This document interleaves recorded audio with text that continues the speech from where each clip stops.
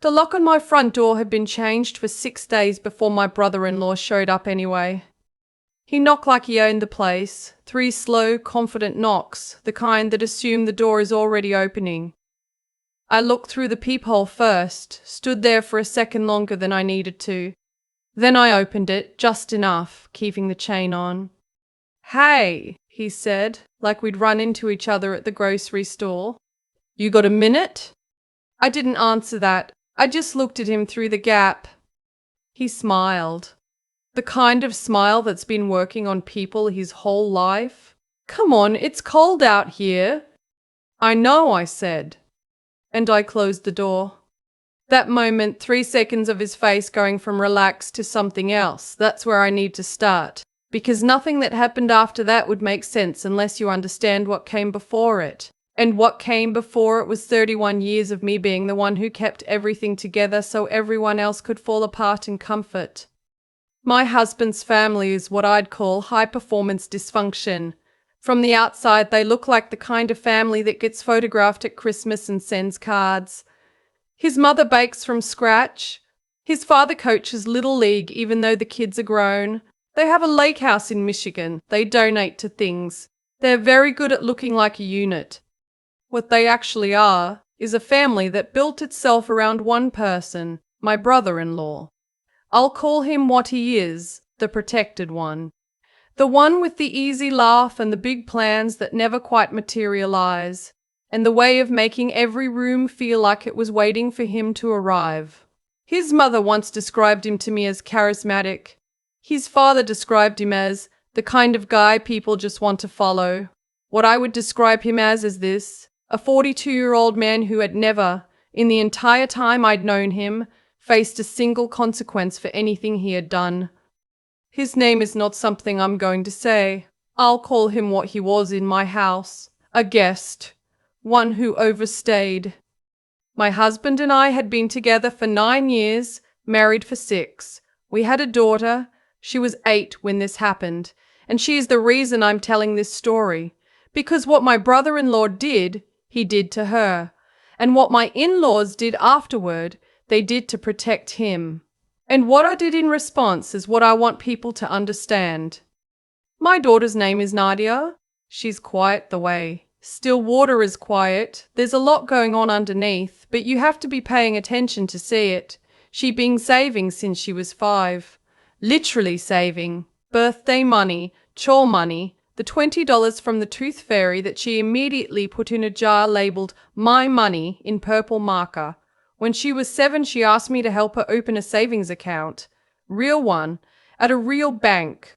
She brought her jar to the branch and counted out $412 in 1s and 5s and quarters onto the counter while the teller tried very hard not to smile. By the time she turned 8, she had $930 in that account. She wanted a tablet. Not just any tablet, she'd done her research. She knew the model, the storage size, the color. She'd been tracking the price for 3 months. She knew it went on sale in November. She waited. My brother-in-law came to stay with us that October. This is where I need to slow down because the timeline matters. He came for what was supposed to be 2 weeks while he sorted some things out, which, with him, always meant he burned something down somewhere and needed a soft place to land while the smoke cleared. This time it was a business venture in Atlanta that had hit a rough patch. That's how his mother put it when she called to ask if we'd have him. A rough patch. Not, he'd borrowed money from 3 people and couldn't pay any of them back. Not, he'd been asked to leave his apartment. A rough patch. My husband said yes before I could say anything.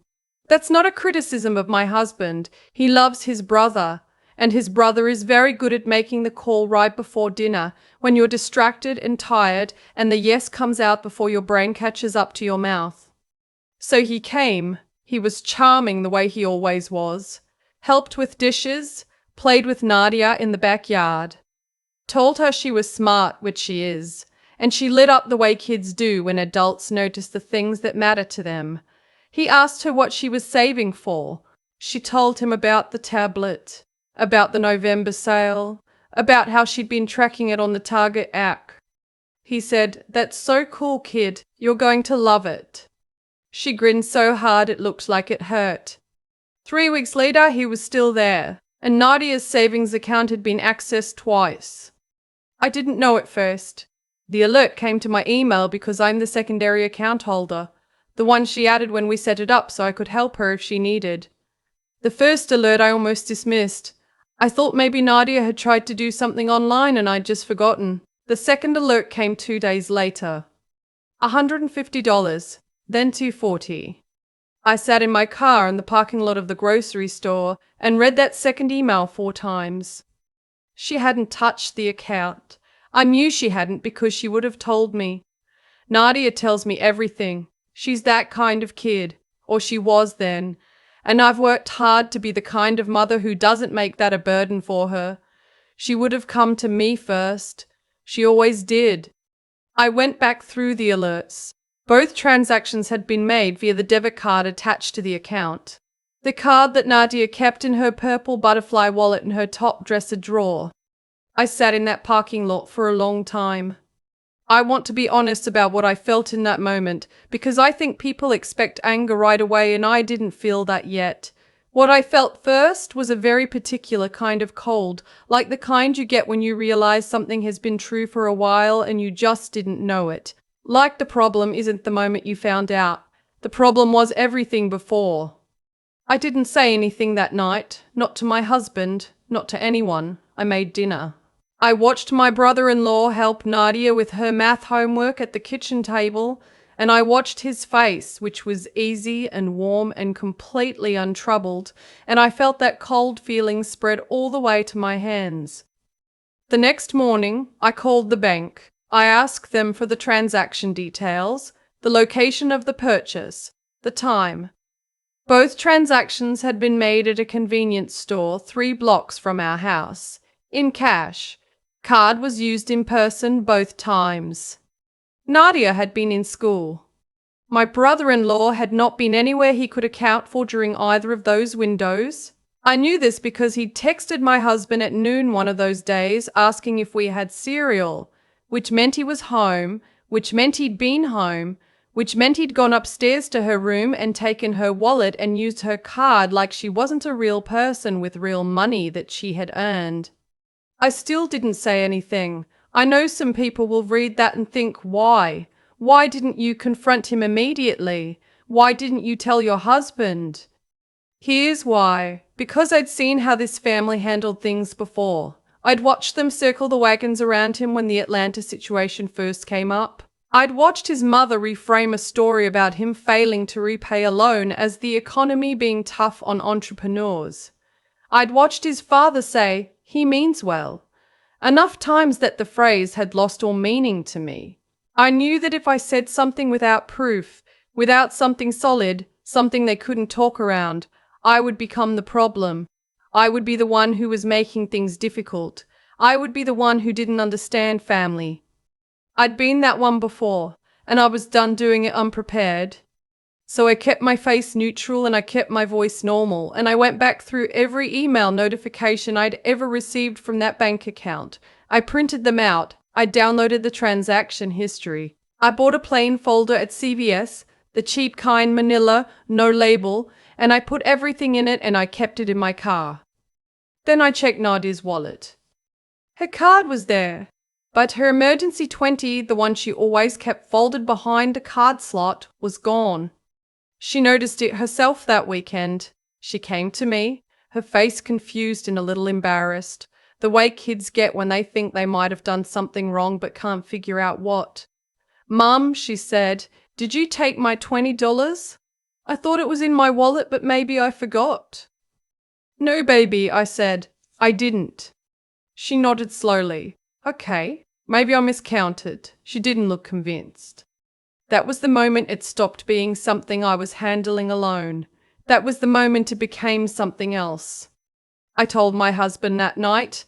I sat down with the folder and I laid out the printouts on the kitchen table, and I told him what I'd found, what the timestamp said, and what Nadia had just told me 20 minutes ago.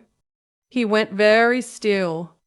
I want to be careful about how I describe what happened next, because my husband is a good man who was in an impossible position, and he handled it the way he'd been trained by 38 years of family dynamics to handle it, which is to say, not well and not right away, but eventually. He sat there for a long time not saying anything.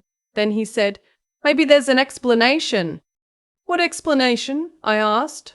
Not angry, I was past anger and into something flatter and more serious than that. He didn't have one. But he also didn't confront his brother that night.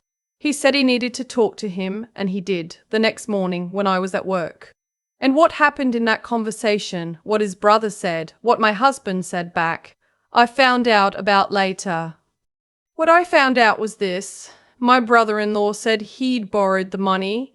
He said he'd told Nadia, and she said it was fine.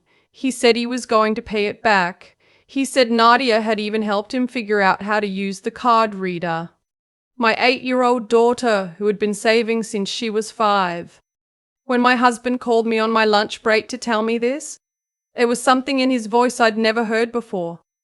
He sounded ashamed, not of his brother, of himself, for waiting, for hoping there was an explanation. "She didn't say that," I told him. "Flat, certain." "I know," he said. "She came to me and asked if she'd miscounted." "I know," he said again. So either he's lying, or he told an 8-year-old it was okay to drain her savings account and she was too scared to tell him no. Silence on the line. "Either way," I said, "I need you to decide whose side you're on."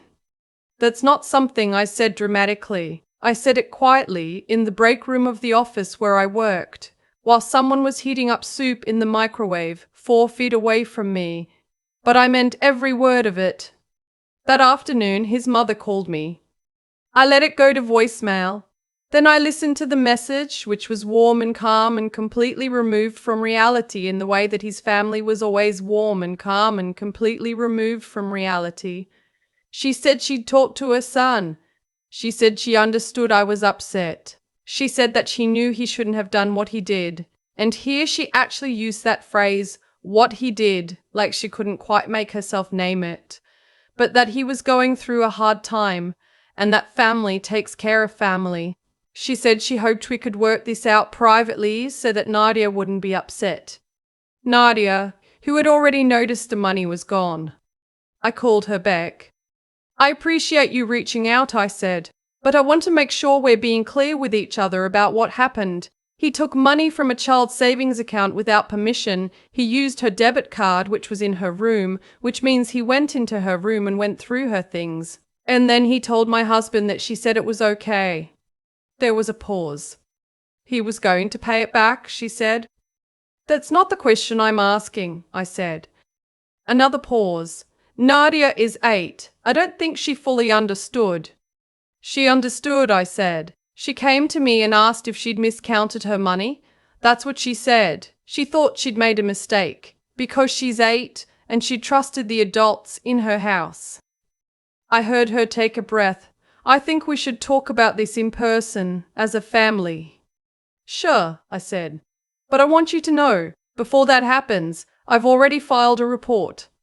Silence. A different kind this time. "I went to the police yesterday," I said. "I have the transaction records, the timestamps, and documentation that Nadia was at school during both withdrawals. I filed it as theft. From a minor." What came after that phone call was about 10 days of the most sustained pressure I have ever experienced from people who claimed to love me. His mother called every day. Her tone shifted from warm to hurt, to cold to something that I can only describe as threatening adjacent. She didn't say anything directly, but she started talking about family reputation. She started referencing things I'd said years ago, pulling up old disagreements like she was building a case. She told my husband that I was escalating and that I didn't understand what I was doing to the family. His father sent one email, 3 lines. The gist: sometimes family members make mistakes and the people who love them find a way forward. The implication was very clear about who was failing to find a way forward. His brother texted me once. It said, "I made a mistake. I was going to make it right. I can't believe you'd go to the police over something like this. I thought we were family. I read that text and I thought you took money from an 8-year-old and told her father she gave you permission, and now you're disappointed in me." I didn't respond. My husband, to his credit, and I do want to give him this credit, because it mattered, stood next to me through all of it, not loudly, not without struggle, but there. He told his mother that we were handling it. He told his father that we appreciated the perspective. He did not ask me to drop the report. He did not suggest that I had overreacted. He sat with me at the kitchen table one night after Nadia was asleep and said, "I'm sorry I didn't act faster." "I know," I said. "She's my kid too." "I know that too." We didn't talk for a while after that, but it wasn't a bad silence. 3 weeks after I filed the report, the detective assigned to the case called me. The transactions had been confirmed as unauthorized. The bank had flagged the second one as suspicious and had records of it. The timestamps matched. There was also, she told me, footage from the convenience store, my brother-in-law on camera twice using the card. He hadn't even tried to hide it. That's what got me. He'd walked up to the register in a store 3 blocks from our house and used an 8-year-old's debit card like it was nothing. Because for him, I think it was. Because there had never been a time in his life when something like that became anything. Until now. He was charged with theft and fraud. Given that the victim was a minor and the amount exceeded a threshold that made it a felony-level offence in our state, the DA took it seriously. His attorney called my husband, not me, my husband, and asked if there was any room for a settlement that would keep this in the family. My husband looked at me when he told me this. He already knew what I was going to say. "No," I said. He relayed that, and then he said one more thing because I asked him to. He told the attorney, "My wife's answer is non-negotiable." The family, his parents, 2 aunts who'd been looped in at some point, and a cousin who apparently felt strongly enough to text, had one more round of pressure left in them. It came in the form of a Sunday evening phone call from his mother that lasted 40 minutes, and that I sat through without saying much at all. She covered everything, the impact on his future, the embarrassment to the family, what people would think, whether Nadia was really harmed since the money was, ultimately, just money. She asked me if I'd thought about what kind of example I was setting. I had thought about that, actually. "I've thought about it a lot," I said. "I think the example I'm setting is that if someone steals from my daughter, there are consequences, regardless of who that person is." She told me I was cold. "Maybe," I said. "I used to think I was being strong. I've since figured out those aren't the same thing." She didn't have a response to that. He took a plea. 18 months probation, mandatory restitution, the full amount, which the bank had partially covered and which the restitution order made up the rest of. He also had to complete a financial counselling program, which, I'll be honest, felt almost funny. Community service hours, a record. He didn't go to jail. I want to be transparent about that because I know some people reading this are going to feel like that wasn't enough. I understand that. There were days I felt that way too, but there was also a part of me that knew jail wasn't really the point. The point was the record. The point was the restitution. The point was that somewhere in the world there was now a document with his name on it that said, "This happened, and this is what it was." He moved back to Atlanta. I don't know what he's doing there now. I don't need to. His parents and I did not have the relationship we had before. I won't pretend that doesn't have weight to it. My husband navigates it as best he can. We've had some honest conversations about what that boundary looks like going forward. It's a work in progress. Most real things are. But here is what I do know. The week after everything was settled, Nadia and I went to Target together.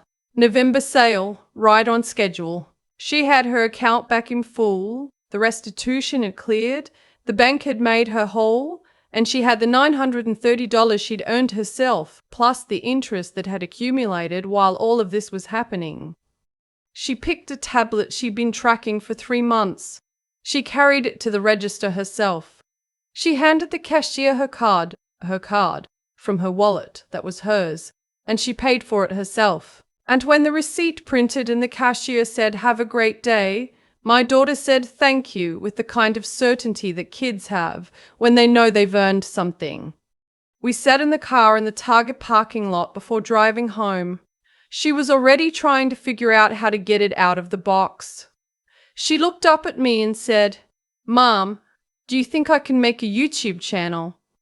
I told her she could do whatever she wanted to do. She nodded, very serious. Then she went back to the box.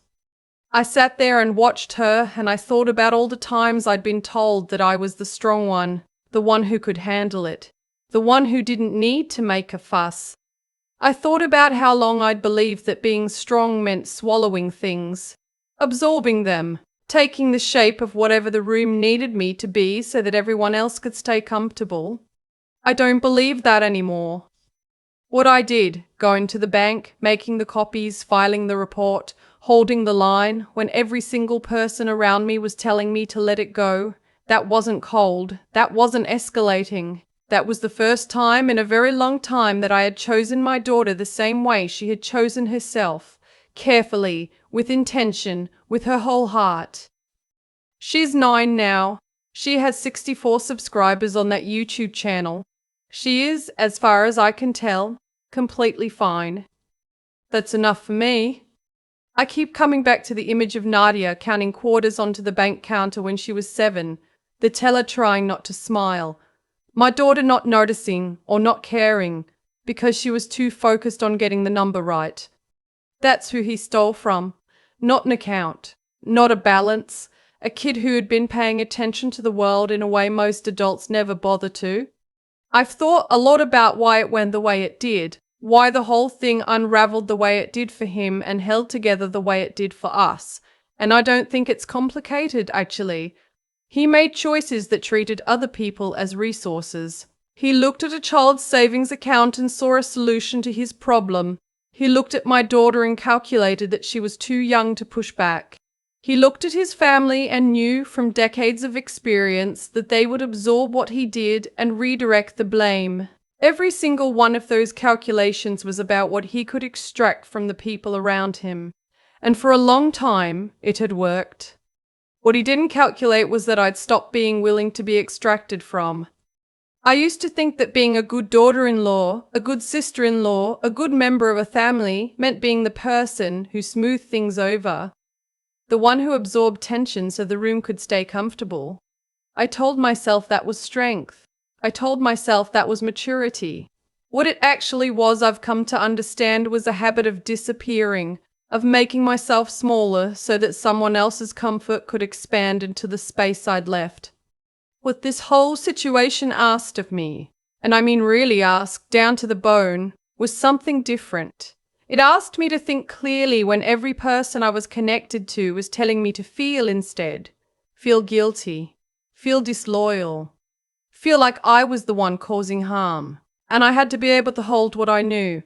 The timestamps, the transaction records, the look on Nadia's face when she asked if she'd miscounted, against all of that noise, and trust the evidence over the pressure. That's harder than it sounds when the pressure is coming from people you've shared holidays with for 6 years. And then, after thinking clearly, I had to act. Not react. Act. File the report. Keep the folder in my car. Answer the phone calls calmly. Say no to the settlement without raising my voice. That kind of follow-through doesn't come from anger. Anger burns off too fast. It comes from something quieter and more durable. It comes from knowing what you're doing and why, and deciding that the why is enough to keep going even when it's uncomfortable. Nadia is 9 now. She has 64 subscribers. She is, as far as I can tell, completely fine. But here's the thing I think about most. She watched all of it. Not the legal details, not the phone calls I took in the car. But she watched me not collapse. She watched me stay level. She watched the adults around her have to reckon with something because I didn't look away from it. And I hope, that somewhere in her that registered, not as a lesson I handed her, just as a thing she saw happen. She already knew how to save up for something she wanted. She already knew how to wait. What I want for her going forward is to also know that when someone takes something from her, the right response is not to wonder if she miscounted. She didn't miscount, and neither did I.